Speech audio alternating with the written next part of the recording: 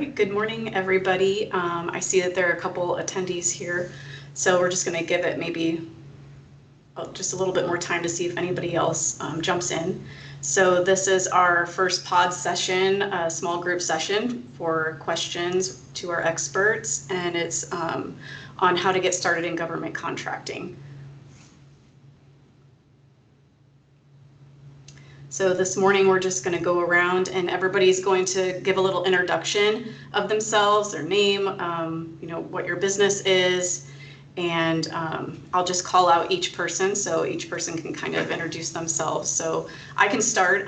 My name's Heather Amick. I work for SingerLewak. I'm a supervising senior accountant, and I have about 6 years experience in government contracting. So I have worked with a company that does government contracting prior to working with SingerLewak. And so I'm just going to call out some of our experts that are here. They can introduce themselves, and then we'll go to the attendees. So first is Kim Wall. Hi, everybody. I am Kim Wall. I am a partner with SingerLewak in the Business Solutions Group. We merged into this larger firm about 2 years ago, and we have, between Heather, Andrea, and I, we've been working in government contracting for about 30 years now. So we have experience helping people who have contracts with the federal government. So thank you. All right, thank you. Next is Bill Foster. Hey, good afternoon, everybody. I guess, or morning if you're on the Pacific side of the country. Bill Foster. I'm currently a government contracts professional. In my capacity with NCMA, been involved here for a long time, but 30-year contracts veteran with mostly the DoD, but also NASA, and I've also spent a little time on the industry side as well. So that's me. All right, thank you. And last but not least is Renee Meredith. Hello, everyone. My name is Renee Meredith, and I work for a company, small business, Rantec Microwave Systems. We primarily make navigational antennas that are used for the Department of Defense and NATO. And I have probably about 15 years between, stopping and having kids and getting back into it. So glad to be here. And we're glad to have you. All right, so next I'm going to call out to each attendee. So we really want today to be interactive. We want everyone to ask their questions to kind of piggyback off from our prior webinar that we had. So we want to have discussions. Anyone can chime in. If you feel comfortable sharing yourself, your video, that would be great so we can see each other. So first I'm going to call out to Barbara Small. If you could just give us a little introduction about yourself. And just remember to unmute your microphones also.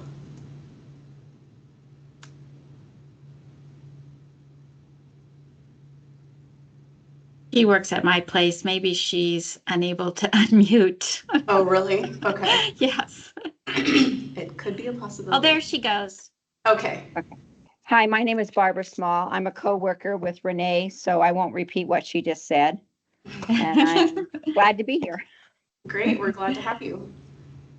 All right, our next attendee is Ben Whitehorn. If you could just tell us a little bit about yourself.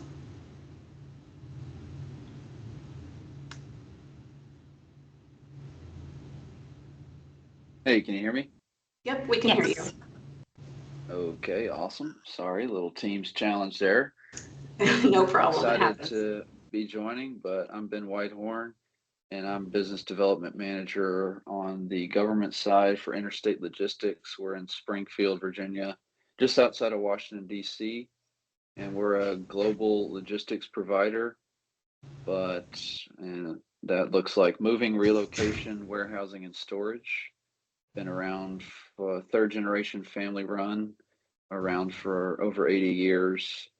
And some value that we can bring to you, a referral or the government, is we can also help meet your set aside requirements. So we've got small business, woman owned, and 8A partnerships as well. So excited to be here, excited to learn, and thanks for letting me say something. Of course, thanks for joining.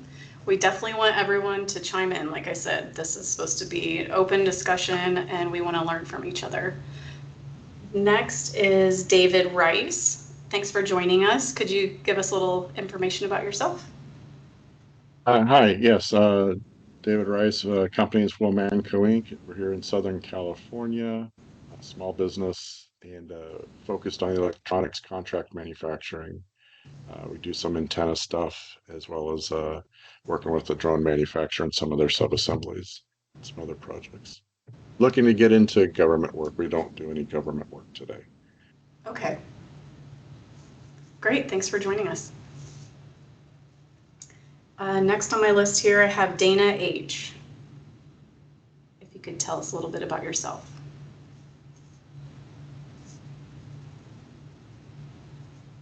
Hi, good afternoon. My name is Dinah. My background is in program and project management mostly. I started doing a bit of contract management approximately 3 years ago, so I'm still very new to the field. My longest career experience has been in international affairs, international relations. So I'm happy to be here and learning from you all. Great, thank you. All right, it looks like 1, 2, 3, 4, 5. We have 5, so that is it so far. I'm sure we might have some other people pop in as we go. I know we had 10 registrations, so I can announce if anybody else joins, then I'll announce that someone else has joined. Hey, Heather, you have Steve in the, with his hand up. Did we Oh, have okay. him? Did he introduce himself? I guess I missed, I think because he popped up at the top. Steve, I'm sorry. If you could introduce yourself, please.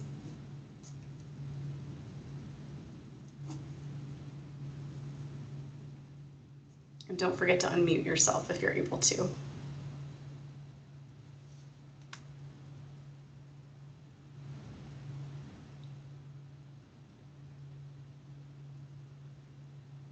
There could be some technical difficulties. I know there's issues sometimes. I think it looks like another person joined here. I'm gonna skip Steve for now. I'll come back to you. And we have another person here that joined, Adrena Mason. I hope I said that right. If you could introduce yourself to the group, please. Hi, my name is Adrena Mason. Did you want the company or background information? Yeah, sure. Tell us a little bit about yourself, the company you're with, some of your background. That would be great. I am kind of in the exploratory phase, starting up a pre-employment background checking company, and so I was trying to get more insight on government contracting because that's one of the routes I want to go down. Okay, great. Thanks for joining us. All right, back to Steve. If you're able to unmute your microphone and introduce yourself.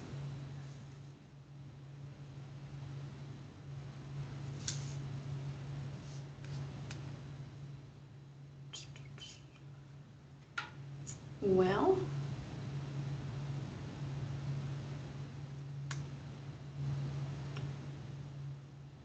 there should be, if you're having trouble, you could always, let's see, I'm gonna look at the chat. If anyone's having trouble with their microphones, you can also type questions in the chat.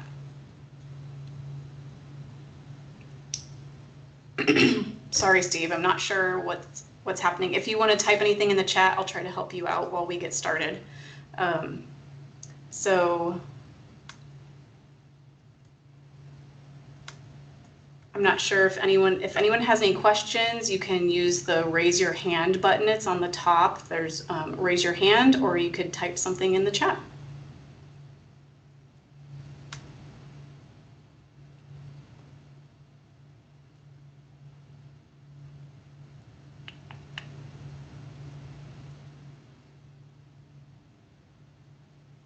I have a Hey, Heather, question. can I? Go ahead, Ben.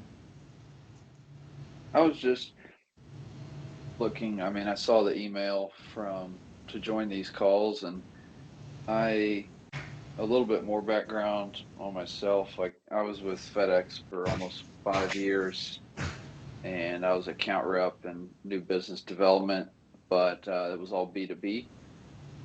And my role at Interstate now is all business development, net new business, selling to federal, state, and local government. So it's unfamiliar territory to me, but I know how to sell, I know how to close. So that's, seemingly transferable skills. But yeah, I was just hoping to find some like insights on how to.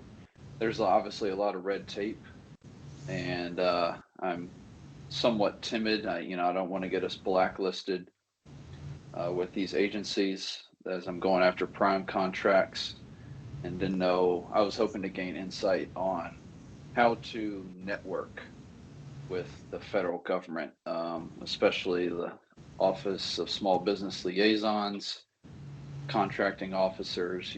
Can I send them an email? What does that look like? I know there's certain restrictions on when to send an email, when you can't send an email. So, and then one other thing to note, we do quite a bit of business currently with the federal government. So we've got NAICS codes. I've got tools to search for prime opportunities. So maybe I'm ahead of the game in that regard. I'm not totally new to this, and Interstate is not totally new to it. We've got large contracts with House of Reps or things like that. So I guess that was long-winded, but that was kind of my question. How can I network with the government? What does that look like?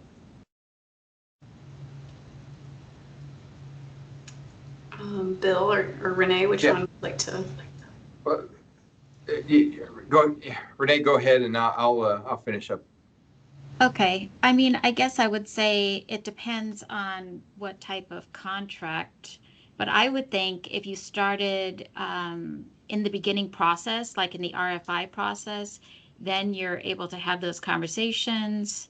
I guess it depends on when you're coming in the process. Like if it's a solicitation, I mean, there's no problem in contacting the contracting officer. And if there was, they definitely let you know what those restrictions are. At least that's my experience.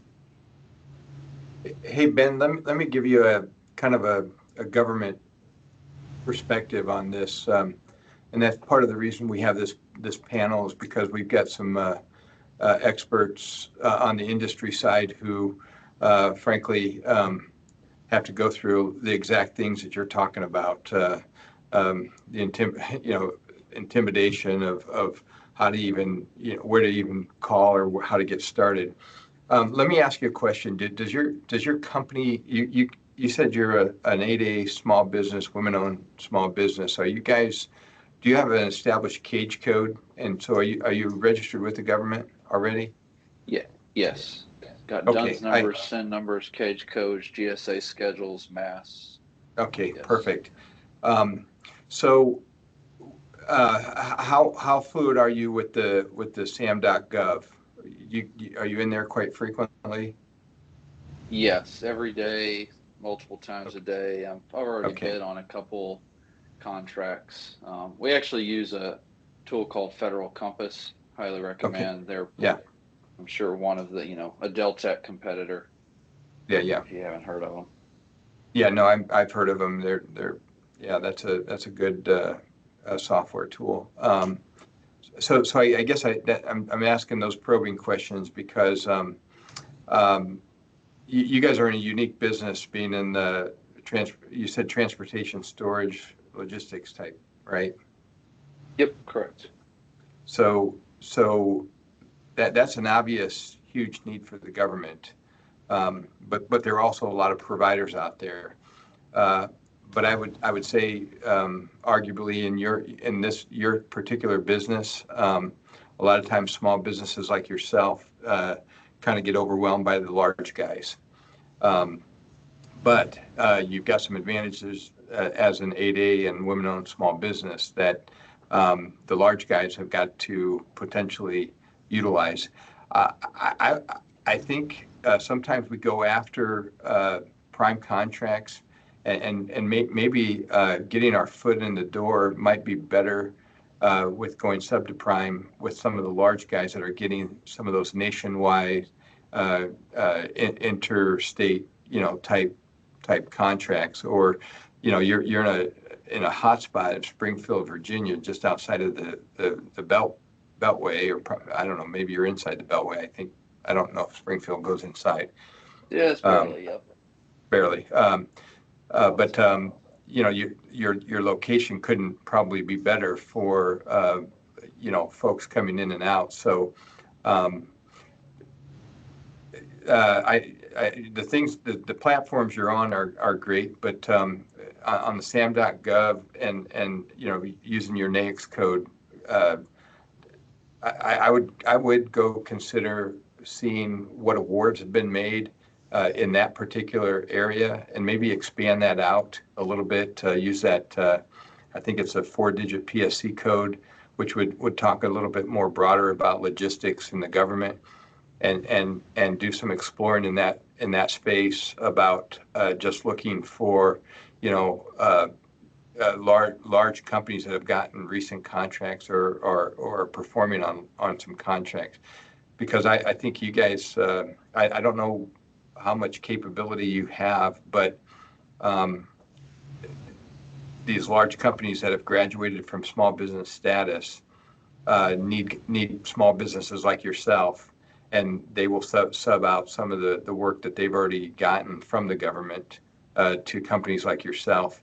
And I only say that you don't want to stay in that space, but it's just a good place for you to start learning some of the requirements and how the government operates, and dealing in government clauses and contracts and all that. So I don't know if that's helpful or not, but Yes, definitely so. And maybe that's another question I have is how we do.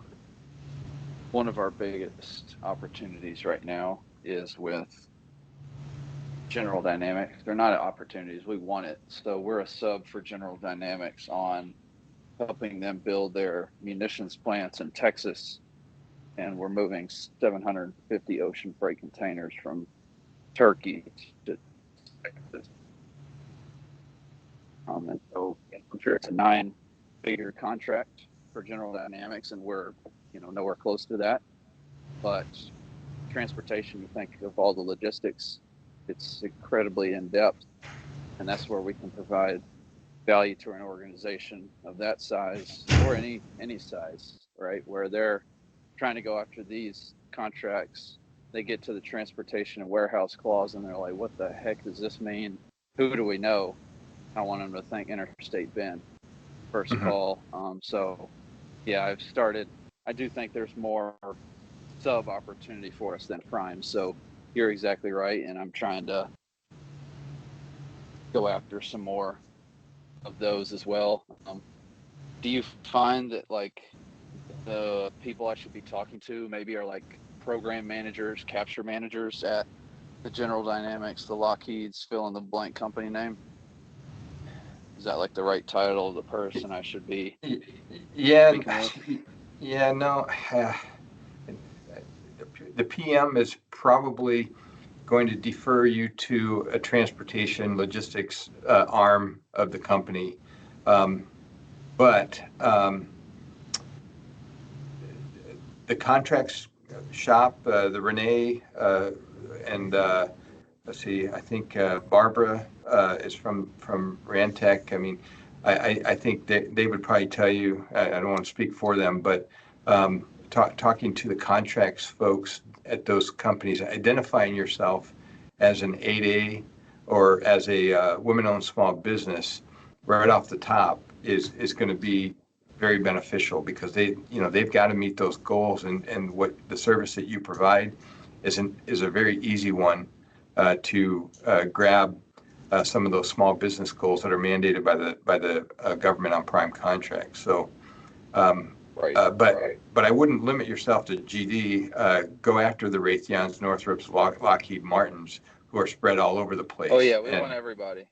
Yeah, and build, build it that way. But yeah, to answer long answer to your short question is talk to the contract shop because they're the ones who ultimately all of those functional elements of the prime contractor go through, and the PM is kind of they're the movers and shakers. But I just don't think that they would probably. They may not give you the time that you need. A contract shop would. Okay. And can you specify what do you mean by contract shop? So go out and look at solicitations. Look at who contracts have been awarded to. I mean, just Google search Lockheed Martin contracts manager, and see what comes up for those or Lockheed Martin procurement or Raytheon procurement or Northrop Grumman, and see just start making some phone calls to some folks, and they might what they probably will turn you on to is their company small business liaison who works closely with the contract shop because again, because of your status, your small business status, they're going to be interested in talking to you. Okay. Yep. I'm tracking with you now. We have a question in the chat that kind of goes along with what you're talking about. David asked, how do we find out what primes are looking for subs?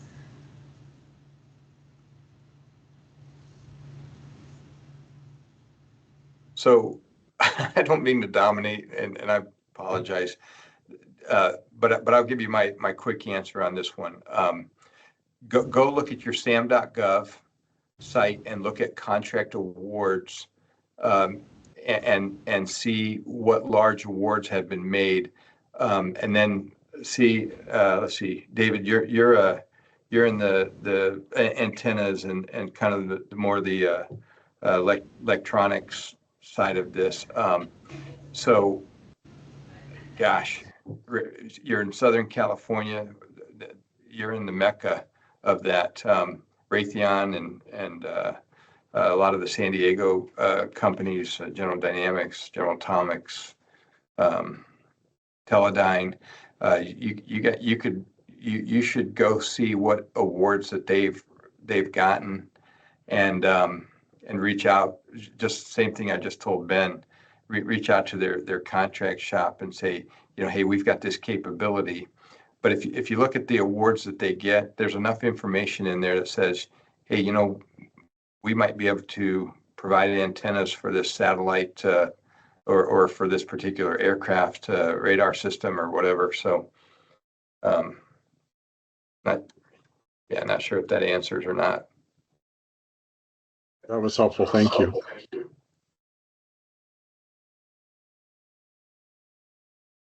And Renee, jump in, or Kim. Well, I wanted to add, sometimes it's better to even get in a little before, maybe in that RFI process, because then everyone's kind of still trying to figure out what they're doing and they're quoting. And then you can kind of at the same time meet other primes that maybe you could work with for other jobs. And again, you can see a lot of that on sam.gov.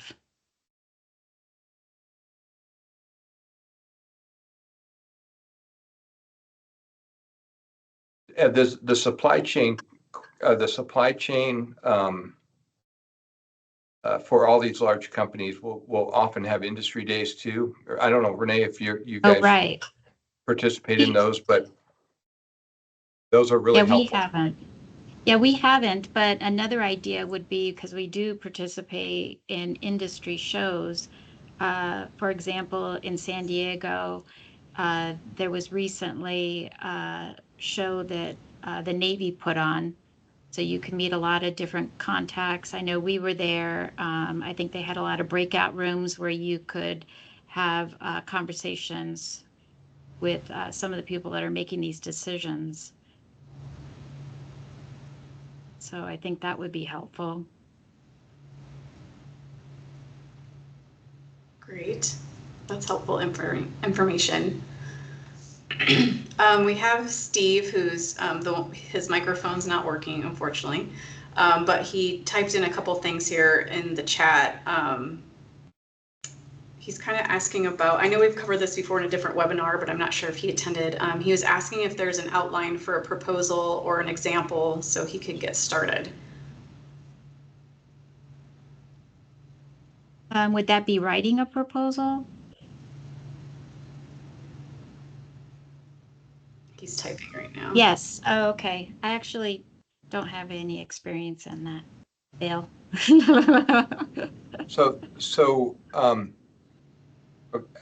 I'm assuming Steve can hear us, right? Yes. Okay, so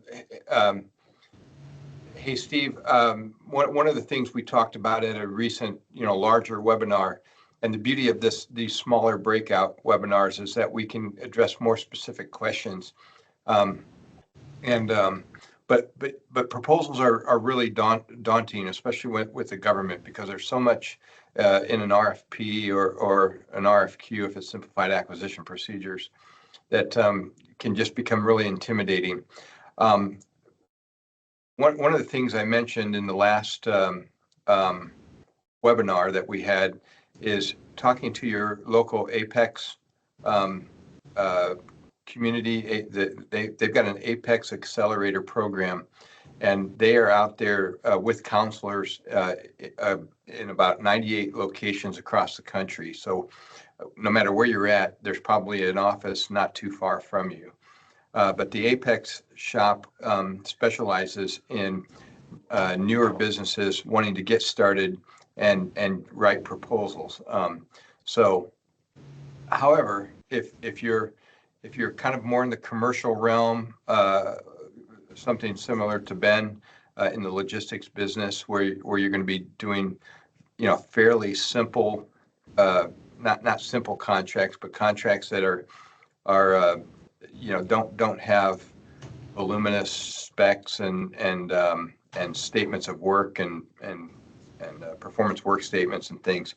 You might be in the RFQ realm, smaller dollars, and you may not necessarily need to do a ton on a proposal. That's where you're just going to take a solicitation and you're going to fill in blocks. This is my pricing. These are my general terms, and then understand a little bit about what those terms are around. So I wish I had a template and said here's a perfect proposal type, that you can do. But again, good old Google will help you in identifying some of the key things. If you go out and look at,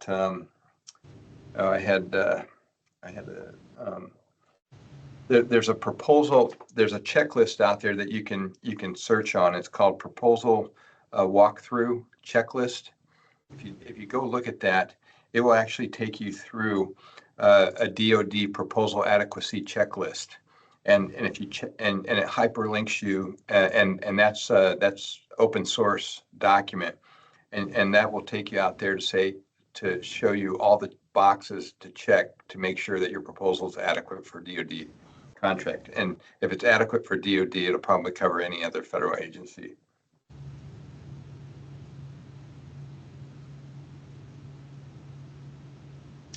Steve just asked, okay, good, where is it? Let me see if I can find it, and I'll put it in the chat. Okay, thank you. I just noticed we had another person join. Sharon Butler just joined. And Sharon, before you joined, we all introduced ourselves, just said a little bit about ourselves and our company. Could you just do a little introduction for yourself? Yes, my name is Sharon Butler. I'm the program manager for the Apex Accelerator here in Mississippi. I'm sorry I joined late. I've been having some technical issues with my computer today. So Oh, no, that's okay. No problem. And thanks for turning on your camera. It's nice to see you. you all as well.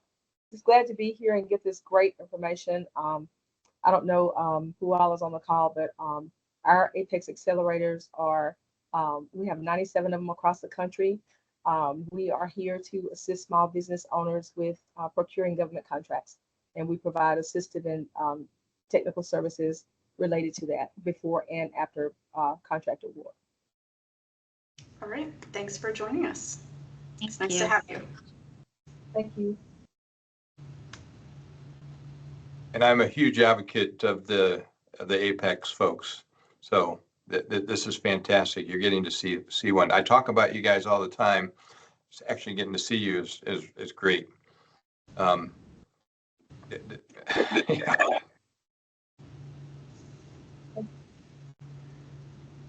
All right. We had one other item that Steve mentioned, and I wondered if anybody else is seeing this. Steve said they're getting flooded with scam calls for government work. So is that something that's happening right now that others are seeing or hearing? I don't know if we got scammed, but we do get a lot of emails regarding, training for CMMC, threatening that, your SAM is going to expire when it's not. So we have been getting a little uptick on that. So contract. Oh, I haven't gotten that. Steve says they all promised me contracts for a fee. Plus, yeah, I haven't gotten that. Thankfully. Well, there always is going to be something new popping up that they're trying. I don't know, of any legitimate companies that are doing that for the government. Right, Bill? He says he's getting contacted saying that they promise him contracts for a fee on the phone. Yeah, I can almost guarantee you, and our Apex person will probably back me up on this, but the government doesn't call people to generally. I'm not going to say that's always the case. We will go out and do source checks to see if people are interested in, but if somebody ever says, hey, we can guarantee you, we can give you business, that's not how the government operates. The government may say, hey, we're looking for potential sources. If that's the kind of conversation that you get because you're listed as a like Ben's business in logistics or antennas or electronics or something, you may get a call from a buying activity or a supply chain activity saying, hey, would you be interested in bidding on a proposal? But if anybody ever tells you, hey, we can make you win contracts or help you win contracts, that's generally, I would more rely on the Apex folks who can guide you on how to win contracts. I wouldn't go pay for that. I'm probably taking a lot of business away from a lot of people out there that specialize in this, but there's a good chance that you're not going to get what you pay for, in my opinion. So just to add on to that, I totally agree. One of the things that we advise a lot of our clients to do is when they get those, especially the emails, is to scroll all the way down to the bottom of the email, and there's a little paragraph at the bottom where they have to state that they're not government affiliated. If they're not, they have to just state that in the email. So if they scroll down to the end of the email and read the small print, a lot of times it's in that small print that they're not government affiliated. There are, legitimate organizations out there, agencies and companies out there that do charge a fee for what Apex accelerators do for free. And like you said, they don't have an inroad to any of these companies or organizations or agencies. So, when they submit a solicitation response, it would be just the same as if we assisted them in responding, or if they responded on their own. There is no quick, fast way. There are no shortcuts or anything of that nature. All of them are being considered on their own basis at the time that they come in. So there's no, and he's right. There's very few times that they're gonna reach out and contact you by phone. Most of the time, if they're inviting you to answer a solicitation, it probably would be by email, unless you have somebody that's referred or they have somebody else, another contact person within the agency that knows them personally or something like that. Don't pay for what you don't have to pay for. Yeah, Ben wrote, and I was having a little trouble too, Sharon. It seems like you're a little muffled in hearing you. Oh, you're on silent now. Oh, there you go. Let's Sorry, see. I was having technical difficulties this morning, so that may be part of it. I'm sorry. Oh, no problem. Let's see.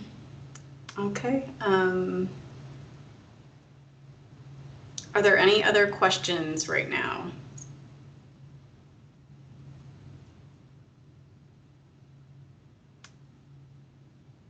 Maybe a stupid question, but are teaming opportunities, that's a sub opportunity with a prime?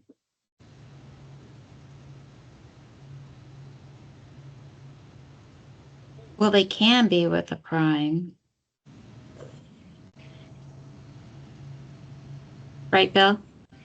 I mean, it depends So, on. yeah, again, a lot of there is a mentor protege program that the government participates in, and it's something through the Small Business Administration that allows us to really capitalize on developing new capabilities. The government's all about wanting to get more sources out there of people with the capability of doing business with the government. We're trying to fill our supply chains with providers of it, just about everything. Um, so yeah, I'm trying to go back to the original question, which it is eluding me. Teaming opportunities. Yeah. Does So that mean sub? um, that you sometimes have to make a business decision because if you're doing a teaming, if you're going after a prime contract you have capacity for, then that's where I think a teaming agreement would make sense. If you have a competitor or maybe another company that complements your business who you think you could work with to go after a larger type contract with the government, that would be a strategic teaming agreement might make sense for you. Okay. You kind of have to go see what it is. But I wouldn't recommend just signing teaming agreements without having a definitive requirement on the other end of it, because that could get you guys in trouble, obviously. Yeah, that makes sense.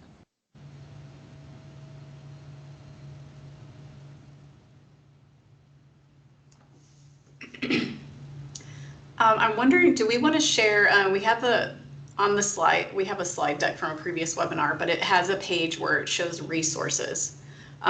Do you want me to kind of share that on the screen here that shows the different resources, and then someone can kind of speak to what each site is? I think that could be helpful for people attending. Let me share here quick. Oops.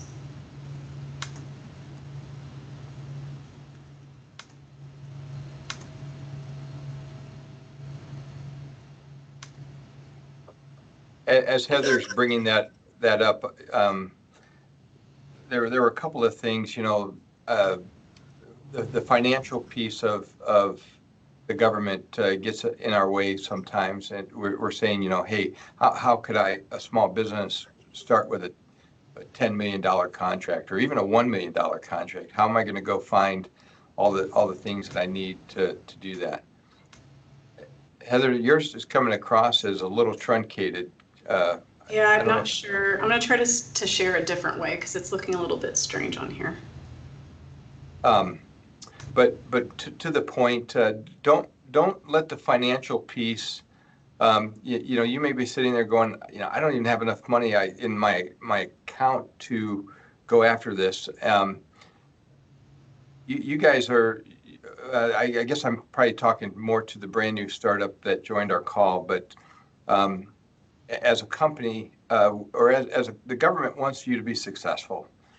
You know, our goal is to, like I said earlier, is to establish as many sources in our supply chains that we can to, in my particular business, to just get piece parts to the warfighter.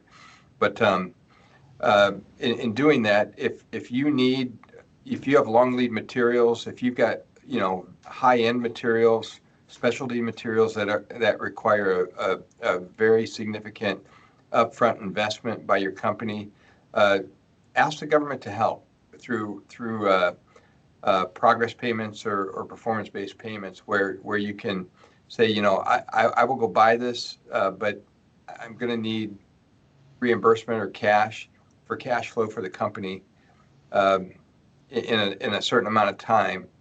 And the government, I'm not going to guarantee that they'll always accommodate that, but often if it makes sense to them to do that, they'll accommodate getting you the financing that you need to, as a small business, to make that happen. Is everyone able to see the slide with the resources and the websites? Yes. Okay. So I could start. The first one for sam.gov, I mean, this is where you're going to register your business, start to work with, you're going to get your unique identifier. You're going to select your primary NAICS code, which identifies what business you're in or service. And then you're going to be able to then go in there and select, put in the query for your NAICS code and see what opportunities have been awarded, which ones are out for award. There's multiple webinars that you can listen to kind of help you get started. So I highly recommend you look through all of that thoroughly. The next one for acquisition.gov, that's going to help you when you're going through sam.gov and you need to read all the different FAR clauses. Obviously, there's so many out there. There's FAR and DFAR, depending if you're working with the DoD. It's very user-friendly. I really think it's very well organized.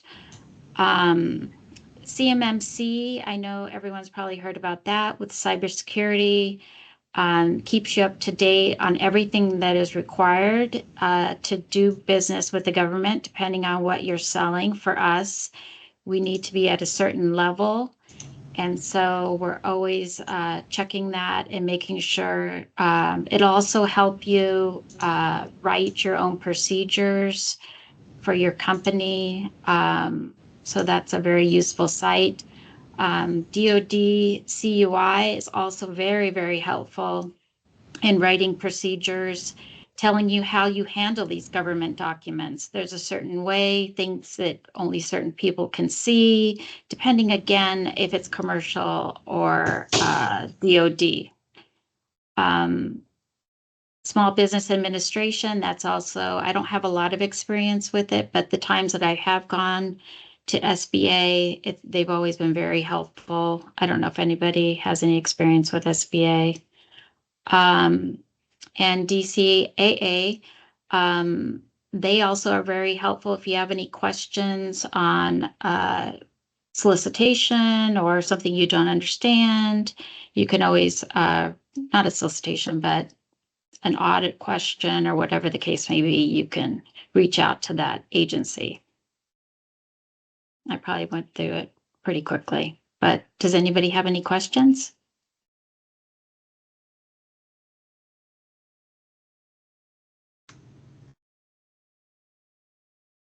I'm not seeing any hands raised or questions in the chat yet.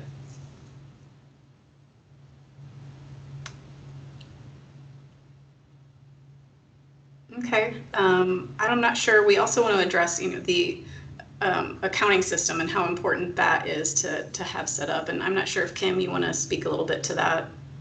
I will. It sounds like a lot of you are a little further down the road, and then we have one or two of you that haven't really started much in the government contracting. But setting up your accounting system will be a key for you and generally needs to be done before you acquire any government contracts. So you need to have internal controls set up. And I know some businesses are very small, so your ability to have the highest level of internal controls may not be there, but you've got to do the best you can. You've also, and this is really important, got to have an accounting system where you can segregate your direct costs from your indirect costs there could be various pools. You may have an overhead, a pool, a G&A pool, a fringe pool. And I know that might sound foreign to some, but there's, for instance, our company does a lot of work. That's where we do most of our work, is helping set up and maintain systems that can account for costs like that. You also don't have to have, I heard Deltek mentioned earlier.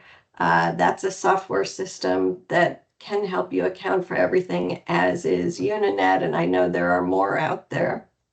And those are pretty costly. So if you're just starting out, just be aware you don't have to have that level of system to start with. We've helped clients with QuickBooks and QuickBooks Online, and it can be worked out so that it can account for your direct costs by contract, your indirect cost pools. It can be worked out and made to work for all of that, and have passed DCAA audits.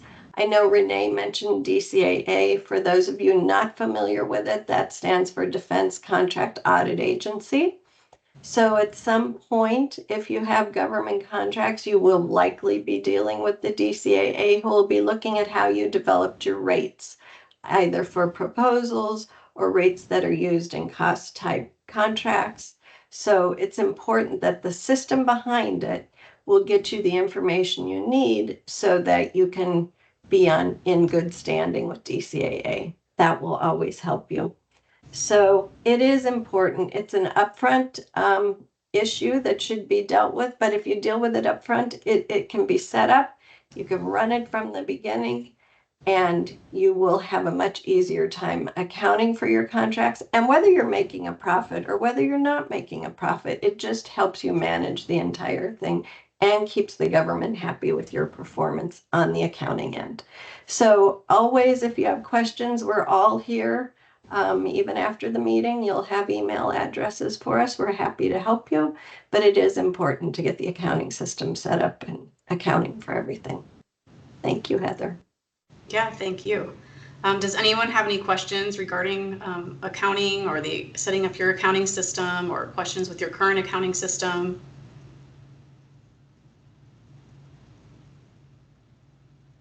See, accounting puts everyone to sleep, Heather. They were all good till we got to the accounting end.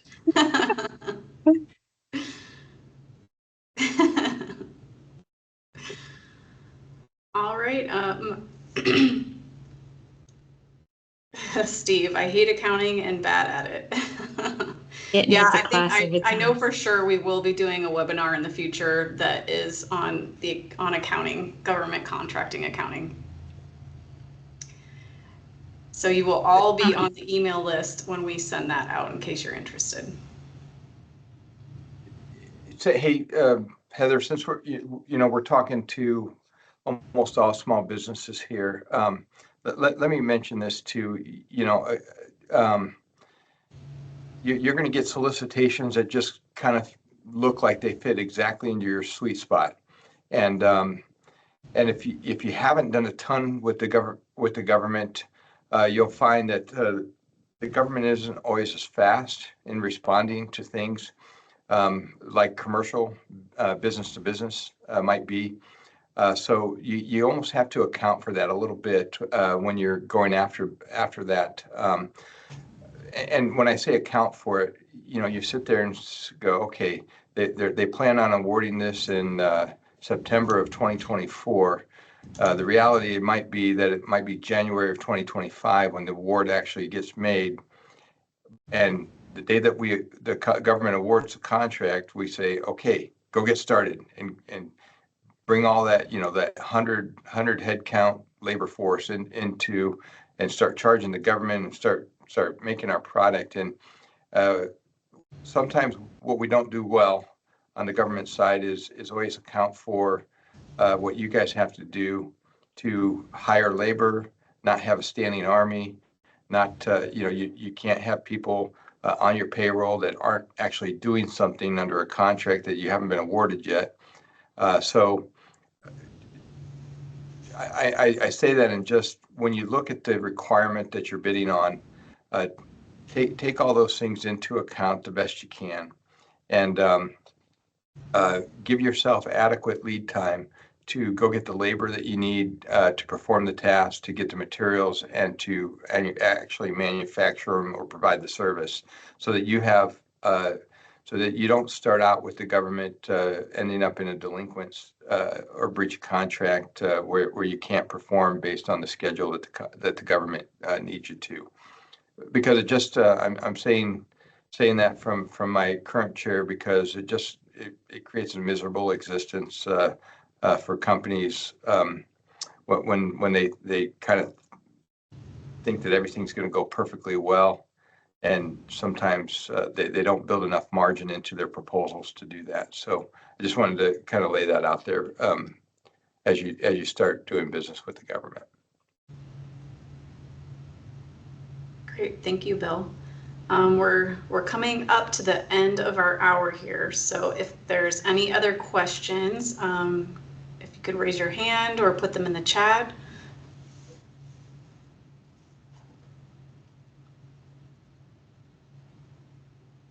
I think everybody's slowing down. They've gotten enough information today. We've filled their brains.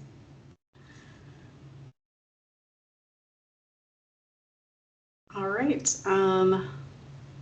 Does any of our presenters want to share any final words?